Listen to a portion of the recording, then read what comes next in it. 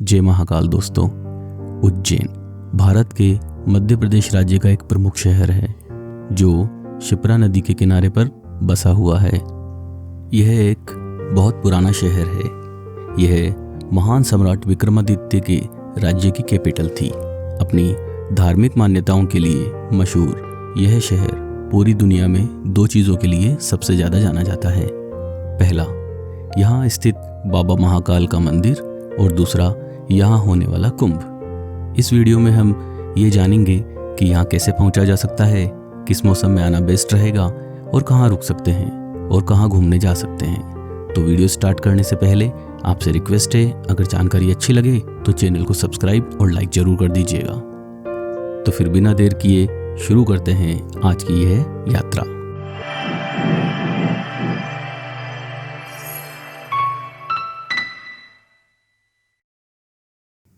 उज्जैन में महाकाल मंदिर भगवान शिव के 12 ज्योतिर्लिंगों में से तीसरा ज्योतिर्लिंग है। इसके अलावा यहाँ हरसिद्धि शक्तिपीठ और राजा भरथरी की गुफा मौजूद है और माना जाता है कि उज्जैन में भगवान विष्णु के चरण चिन्ह हैं। इसके अलावा यहाँ का संदीपनी आश्रम भी है। यह वह स्थान है जहाँ कृष्ण, बलराम, सुदामा ने महर्षि संदीपनी से शिक्षा ग्रहण की थी। उज्जैन के बारे में एक रोचक बात यह भी है कि खगोल शास्त्रियों के मुताबिक मध्य प्रदेश का यह प्राचीन शहर धरती और आकाश के बीच में स्थित है। यहाँ तक कि शास्त्रों में भी उज्जैन को देश का नाभि स्थल बताया गया है। Best time to visit Ujjain. Mahakal की इस नगरी में तो पूरा साल ही टूरिस्ट आते हैं, बट फिर भी अक्टूबर से मार्च तक आना बेस्ट रहेगा क्योंकि इस समय यहाँ का मौसम काफ़ी खुशनुमा बना रहता है। How to reach Ujjain. हम उज्जैन बाय रोड, ट्रेन या बाय एयर भी पहुंच सकते हैं। बाय रोड क्योंकि ये काफ़ी प्रसिद्ध धार्मिक स्थल है, तो पूरे देश से लगभग सभी बड़े शहरों से उज्जैन के लिए बस आसानी से मिल जाएगी। दिल्ली से इसकी दूरी लगभग 780 किलोमीटर है और भोपाल से इसकी दूरी लगभग 190 किलोमीटर है और इंदौर से इसकी दूरी 54 किलोमीटर है। तो बहुत आसानी से आप यहाँ पहुँच सकते हैं। By train. उज्जैन एक बड़ा रेलवे स्टेशन है, तो देश के सभी बड़े शहरों से आसानी से यहाँ के लिए ट्रेन मिल जाएगी। अगर यहाँ के लिए ट्रेन डायरेक्ट ना भी हो तो आप इंदौर रेलवे स्टेशन आकर बाय बस या बाय टैक्सी उज्जैन आ सकते हैं। By air. उज्जैन का सबसे नज़दीकी एयरपोर्ट इंदौर एयरपोर्ट है। यहाँ से उज्जैन जाने के लिए बस या टैक्सी कर सकते हैं। बस का किराया लगभग 60 से 100 रुपये और टैक्सी का किराया 1000 तक हो सकता है। अकोमोडेशन। उज्जैन में होम स्टे, धर्मशालाएं और होटल मिल जाएंगे। एक अच्छे होम स्टे और होटल के लिए यहाँ 2000 से 3000 तक में रूम अवेलेबल होगा और धर्मशाला के लिए आपको 800 से 1200 तक खर्च करने पड़ सकते हैं। आपको महाकाल मंदिर के पास ही अपना होटल बुक करना चाहिए क्योंकि सभी प्रमुख मंदिर इसके आसपास ही हैं।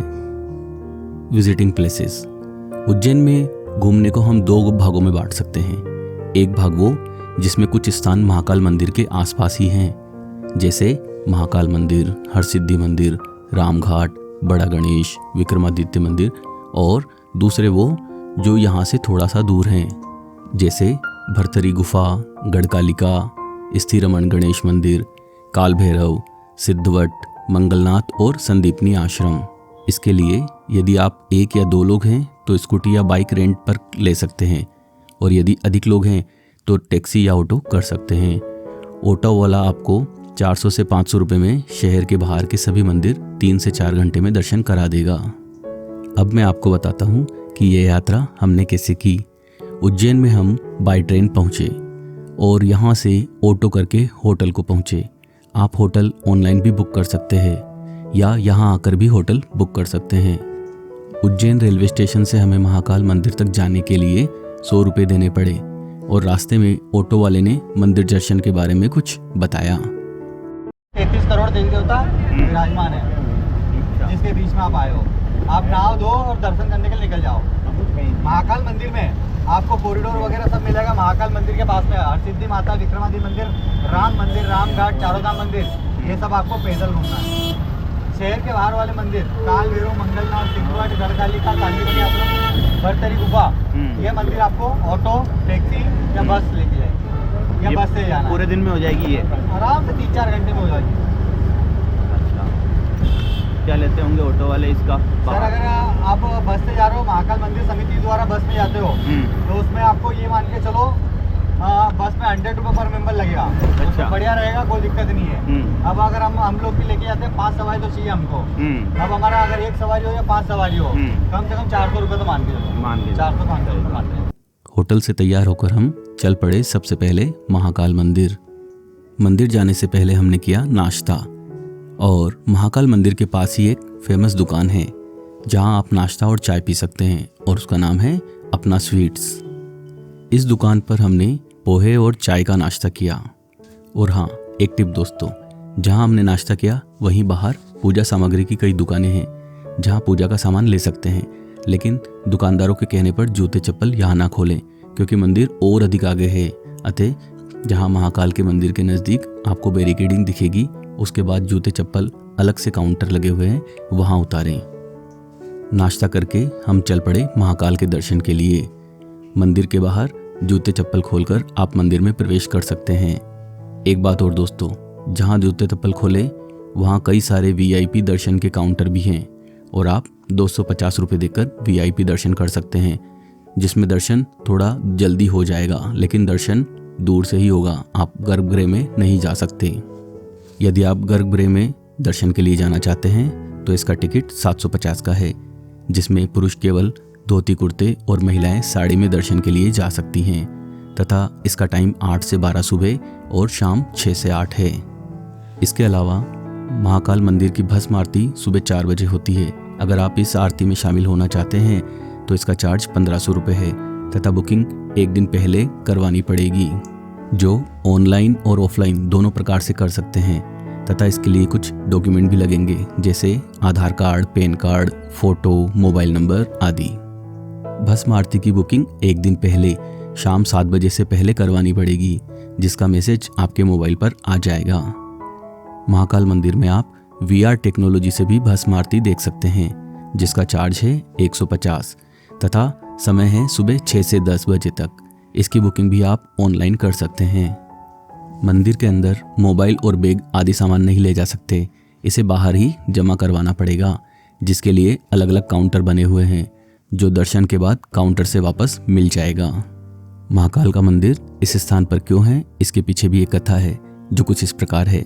एक बार दूषण नाम के राक्षस के अत्याचार से तंग आकर लोगों ने शिव से रक्षा की विनती की। तब वहां शिवलिंग स्वयं प्रकट हुआ और शिव ने राक्षस का नाश किया और मानव जाति की रक्षा की। इसके बाद लोगों की विनती करने पर शिव उज्जैन में ही विराजमान हुए। वर्तमान में मंदिर के आसपास एक कॉरिडोर बना है, जो बेहद खूबसूरत है, और यहाँ शिव की लीलाओं की कई विशाल मूर्तियाँ भी लगी हुई हैं, तथा कई अन्य देवताओं की मूर्तियाँ भी हैं। यहाँ सप्तऋषियों की मूर्तियाँ भी लगी हैं, जिनसे ब्राह्मणों की अलग अलग वर्ग बने। ऋषि कश्यप, अत्रि, वशिष्ठ, विश्वामित्र, गौतम, जमदग्नि और भारद्वाज, इन 7 ऋषियों को सप्तऋषि कहा जाता है। कॉरिडोर रात में काफ़ी सुंदर दिखाई देता है, और यदि आप रात में यहाँ रुकते हैं तो शाम को कॉरिडोर जरूर देखने आएं। महाकाल मंदिर से निकलकर हम पहुँचे हरसिद्धि मंदिर, और यह 51 शक्तिपीठों में से एक है। कहीं कहीं इन शक्तिपीठों की संख्या 52 भी बताई गई है। यह मंदिर महाकाल मंदिर के नज़दीक ही है, और आप पैदल भी जा सकते हैं, या 30 से 40 रुपये में ई-रिक्शा भी कर सकते हैं। इस मंदिर के पीछे की जो कहानी है वो कुछ इस प्रकार है। कहा जाता है कि जब माता सती के पिता द्वारा शिव को अपमानित किया गया तो सती ने खुद को अग्नि में भस्म कर लिया, और उसके बाद शव को शिव जब ले जाने लगे तो कई स्थानों पर माता सती के अंग गिरे, और जहां माता सती की कोहनी गिरी उस स्थान पर हरसिद्धि मंदिर बना। मंदिर में इसके इतिहास के बारे में भी लिखा हुआ था, तथा आसपास के अन्य मंदिरों के बारे में भी लिखा हुआ था, जिसे आप वीडियो को पॉज करके देख सकते हैं। मंदिर से हम और आगे बढ़े रामघाट की ओर, जो कि यहाँ से 300 से 400 मीटर दूर था, तो आप पैदल ही वहाँ पहुँच सकते हैं। और यहाँ कई लोग शिप्रा में स्नान कर रहे थे। ये घाट धार्मिक रूप से बहुत महत्वपूर्ण है, क्योंकि 4 प्रमुख महाकुंभों में से एक रामघाट पर लगता है, और कहा जाता है यही वह स्थान है जहाँ राजा राम ने पिता दशरथ और माँ कौशल्या का तर्पण किया था। रात्रि में होने वाली शिप्रा आरती में भी आप भाग ले सकते हैं। इसी घाट पर एक बोट क्लब भी है, जहाँ से टिकट लेकर हम शिप्रा नदी में बोट द्वारा घूमने का तय किया, जिसका टिकट 30 रुपये का था।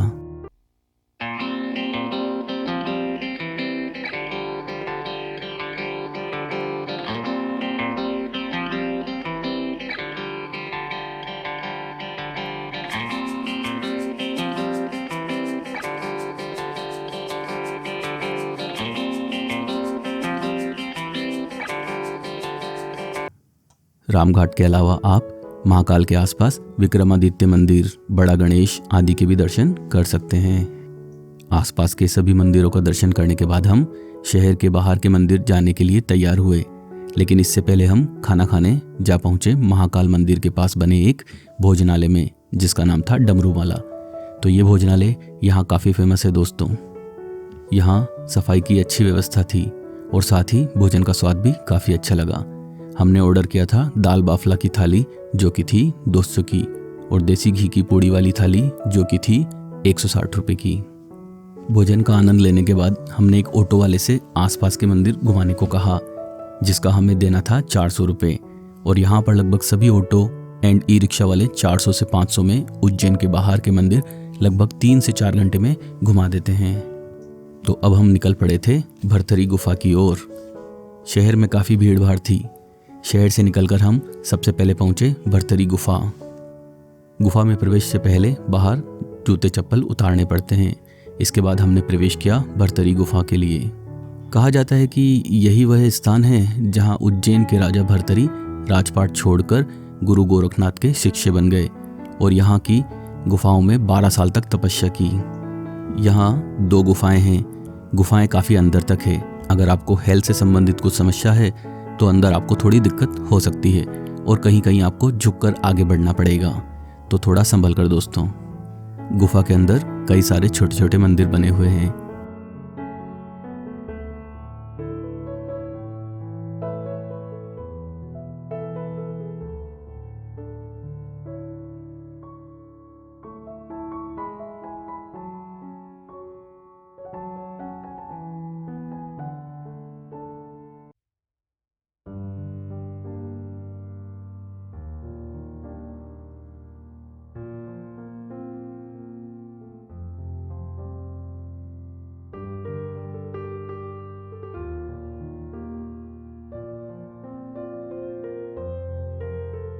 गुफा के बाहर एक मंदिर भी बना हुआ है। मंदिर में कुछ वक्त बिताकर हम निकल पड़े अगले डेस्टिनेशन गढ़कालिका की ओर।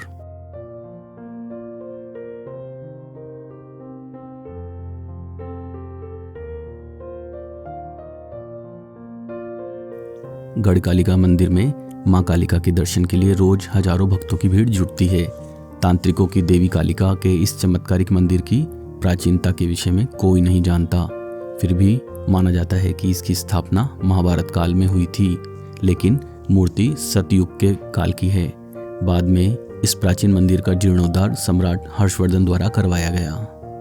मंदिर में दर्शन के बाद हम निकल पड़े थे अपने अगले एक और डेस्टिनेशन काल भैरव मंदिर के लिए। भगवान काल भैरव का मंदिर शिप्रा नदी के किनारे भैरवगढ़ क्षेत्र में स्थित है। इस मंदिर की सबसे बड़ी विशेषता यह है कि यहाँ भगवान काल भैरव की प्रतिमा को शराब का भोग लगाया जाता है, और आश्चर्य की बात यह है कि देखते ही देखते वह पात्र जिसमें मदिरा का भोग लगाया गया है खाली हो जाता है। यह शराब कहाँ जाती है, यह रहस्य आज भी बना हुआ है। कहा जाता है काल भैरव के दर्शन से अकाल मृत्यु के भय से मुक्ति मिल जाती है। मंदिर के आसपास प्रसाद की दुकानों के साथ साथ आप शराब की दुकान भी देख सकते हैं, जो प्रसाद के रूप में काल भैरव को चढ़ाई जाती है। मंदिर के अंदर कैमरा ले जाना अलाउड नहीं है, तथा ऐसा भी कहा जाता है कि काल भैरव की मूर्ति या तस्वीर घर में नहीं रखनी चाहिए। मंदिर में दर्शन करके हम निकल पड़े अपने अगले डेस्टिनेशन सिद्धवट टेम्पल। शिप्रा तट के किनारे स्थित सिद्धवट मंदिर की प्राचीन समय से ही काफी मान्यता है। स्कंद पुराण के मुताबिक इस वट वृक्ष को माता पार्वती ने लगाया था। यहाँ पर दूध अर्पित करने और पूजा करने से पितरों की शांति के साथ साथ मोक्ष की प्राप्ति भी होती है। सिद्धवट के अलावा गया में बोधवट, वृंदावन में बंशीवट और इलाहाबाद में अक्षत वट की काफी मान्यता भी है। इस मंदिर में दर्शन के बाद अब हम निकल पड़े थे अगले मंदिर मंगलनाथ मंदिर के लिए। वैसे तो मंगल भगवान के कई मंदिर हैं, लेकिन कहा जाता है कि मंगलनाथ मंदिर में उज्जैन में की गई पूजा का असर काफ़ी होता है। जिनकी कुंडली में मंगल भाई है, उनका यहाँ पूजा करने से मंगल शांत हो जाता है और कई नवविवाहित जोड़े यहाँ पूजा के लिए आते हैं। अब हमें जाना था एक बहुत ही खास स्थान, और वो था संदीपनी आश्रम। और ख़ास इसलिए क्योंकि यही वो स्थान है जहाँ कृष्ण और बलराम ने शिक्षा ग्रहण की। यहाँ का वातावरण मानो आपको सम्मोहित कर रहा हो। पता ही नहीं जाने क्या था ऐसा जो यहाँ से जाने का मन ही नहीं कर रहा था। ऋषि संदीपनी के आश्रम में श्री कृष्ण ने भाई बलराम के साथ 64 दिन शिक्षा ली थी। इस दौरान उन्होंने 14 विद्याएं और 64 कलाएं भी सीखी। उज्जैन से मिली शिक्षा ही कुरुक्षेत्र में गीता के रूप में श्री कृष्ण के मुख से प्रकट हुई। इस आश्रम में सभी 64 कलाओं और 14 विद्याओं को भी चित्रित किया गया है। संदीपनी आश्रम में है और मुझे लगता है ये मस्ट विजिट प्लेस है। पहले लगा था कि ये बाहर से तो इतना अच्छा नहीं लगता, कि बड़ा नहीं लगता, लेकिन ये अंदर से काफ़ी बड़ा है और बहुत ही सुंदर है। आप ये अगर उज्जैन आते हैं तो मेरा ये रिकमेंडेशन रहेगा कि आप इस आश्रम में ज़रूर आएँ। बहुत ही सुंदर और बहुत ही अच्छे से बना हुआ ये आश्रम।